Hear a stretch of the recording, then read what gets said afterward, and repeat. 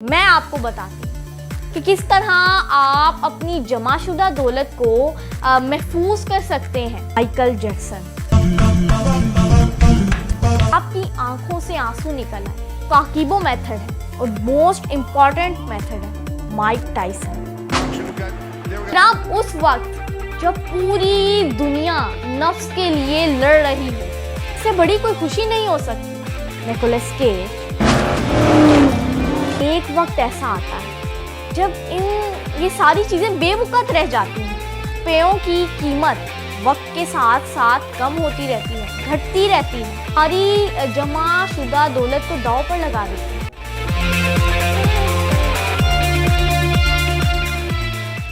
अस्सलामुअलैकुम जनाब, अगर आपकी मैनेजमेंट अच्छी नहीं होगी तो आपकी अरबों खरबों रुपए की जमा शुदा दौलत भी आपको रोड पर लाकर हीरो से ज़ीरो बना सकती है।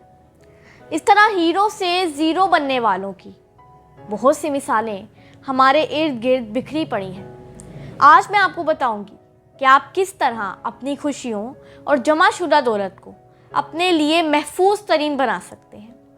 आगे बढ़ने से पहले चंद बड़ी शख्सियात की मिसालें आपको देती चलूं, जिन्हें शायद ही कोई ऐसा शख्स होगा जो ना जानता हो। Michael Jackson, Nicolas Cage, Mike Tyson. जनाब, माइकल जैक्सन का नाम तो आपने ज़रूर सुना होगा। माइकल जैक्सन और उनके भाइयों ने तकरीबन 400 बिलियन डॉलर्स कमाए, जबकि आप यकीन नहीं करेंगे कि अमेरिका में रहने वाले निकोलस केज ने सिर्फ और सिर्फ अपनी सैलरी से 200 मिलियन डॉलर्स कमाए। और तीसरी बड़ी शख्सियत की बात करते हैं, माइक टाइसन। अमेरिका में ही रहने वाले माइक टाइसन 700 मिलियन डॉलर्स के मालिक थे। लेकिन बहुत कम लोग ये जानते हैं कि ये तीनों शख्सियात अरबों रुपए कमाने के बावजूद भी दिवालिया हो गईं। आखिरकार इनकी तमाम दौलत कहाँ गई?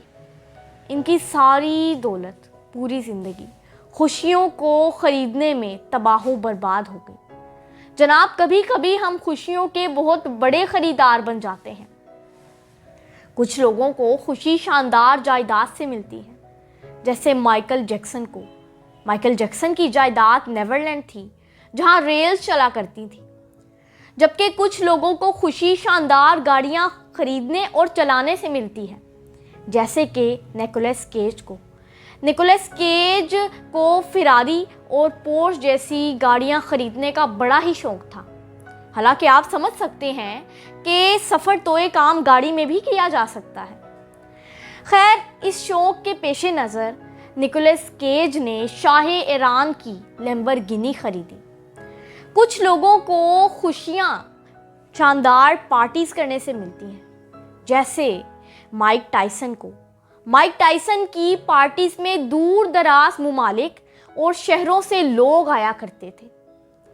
जनाब, इन तीनों शख्सियात ने वक्ती तौर पर तो खुशियां हासिल कर ली, लेकिन इनकी ज़िंदगी दुखों से भरी थी। ये तो सिर्फ इंटरटेनमेंट इंडस्ट्री की बातें थी, लेकिन हम अपनी असल ज़िंदगी में भी खुशियों के ख़रीदार बन चुके हैं। बड़ी स्क्रीन के टीवी, शानदार फर्नीचर, कीमती जेवरात, कीमती मोबाइल सेट, ब्रांडेड कपड़े और जूते हमारी खुशियों का म्यार बन गए हैं। जनाब, लेकिन एक वक्त ऐसा आता है जब ये सारी चीज़ें बेवकूफ़ रह जाती हैं।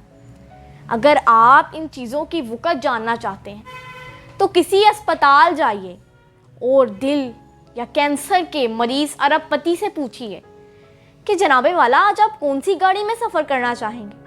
आज आप कौन सा कीमती मोबाइल सेट ख़रीदना चाहेंगे? जनाब, आप यकीनन मेरी बात समझ रहे होंगे। आप अगर इन चीज़ों की इम्पोर्टेंस जानना चाहते हैं तो जाइए किसी 90 साला माजूर दौलतमंद खातून से पूछिए, जिसे नर्स खाना खिलाती हो, कि आज आप कौन सा कीमती जेवर पहनना चाहेंगे? आज आप कौन सी कोठी खरीदना चाहेंगी?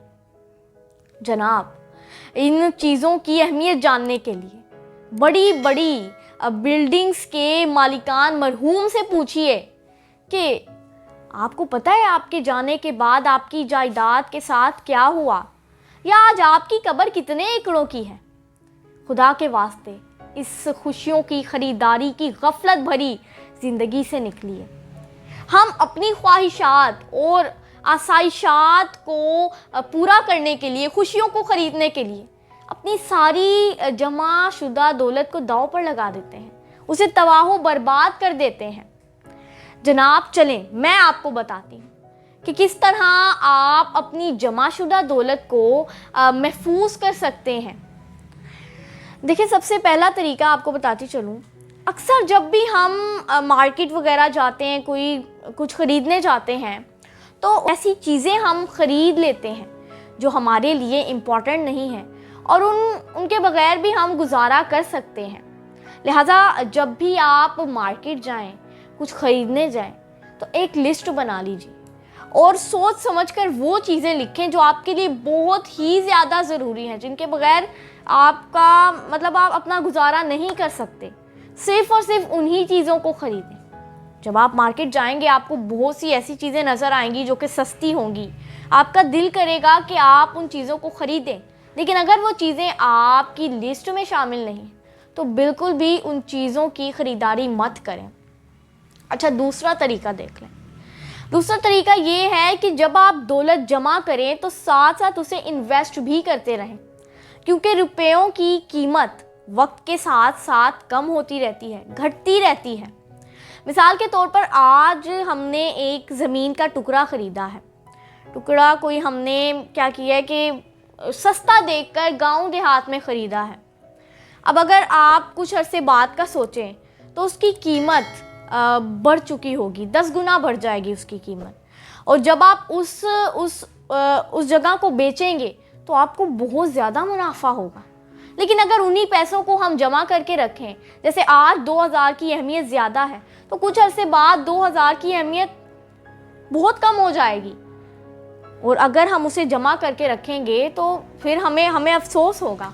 लिहाजा आप जब भी कोई पैसे जमा करें, आप कोई कीमती ज़ेवरात उससे ख़रीद सकते हैं, आप कोई जगह ख़रीद लें, आप किसी अपने कारोबार में अपनी जमाशुदा दौलत को इन्वेस्ट कर सकते हैं।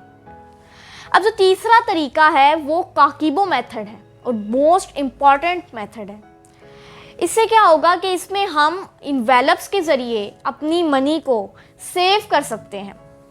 अब ये इन्वेलप्स वाला मामला क्या है, कैसे हम इन्वेलप्स के ज़रिए काकीबो मेथड को यूज़ करके, जो कि जापान में एक रहने वाली खातून ने मुतारिफ़ करवाया था, उसके ज़रिए हम कैसे अपनी दौलत को सेव कर सकते हैं, वो मैं इंशाल्लाह एक मुकम्मल वीडियो उस पर बनाऊंगी और बताऊंगी कि आप किस तरह काकीबो मेथड को यूज़ कर सकते हैं। आप चाहते हैं कि नेक्स्ट वीडियो में काकीबो मेथड के ऊपर बनाऊं, तो आप जल्दी इस वीडियो को लाइक कर दीजिए। आपके लाइक्स और आपके कमेंट्स बताएंगे कि मैं अगली वीडियो काकीबो मेथड पर बनाऊं या किसी और टॉपिक पर। जनाब, ज़रूरी नहीं है कि अब हमें जो खुशियां हैं वो सिर्फ़ और सिर्फ हमें अपने पैसों को खर्च करने से मिलें। देखिए, अब मैं अपने टॉपिक पे वापस आ गई हूँ। ज़रूरी नहीं है कि अगर हमारे पास दौलत है तो ही हम खुशियाँ हासिल कर सकते हैं, बल्कि और भी बहुत सारे ज़राए हैं खुशियों को हासिल करने के। मैं आपके साथ शेयर करती चलूँ। खुशी तो उस एक सजदा शुक्र में है जिसमें आपको अल्लाह याद आया और आपकी आंखों से आंसू निकल आए। खुदा की मोहब्बत में नफली रोज़े रखना भी एक सच्ची खुशी है। जनाब, अपने बच्चों को हंसता खेलता या उनकी ज़ुबान से पहला लफ्ज़ अल्लाह सुनना, इससे बड़ी कोई खुशी नहीं हो सकती। अपने वालिदैन को मुस्कुरा कर देखना भी एक बड़ी खुशी है।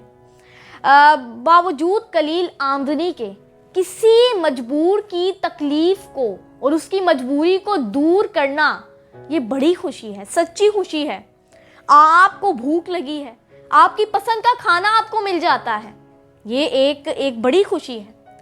जनाब, उस वक्त जब पूरी दुनिया नफ्स के लिए लड़ रही हो और आप खालिक की मखलूक की भलाई के लिए हर मुमकिन कोशिश करें, तो इससे बड़ी खुशी कोई नहीं हो सकती।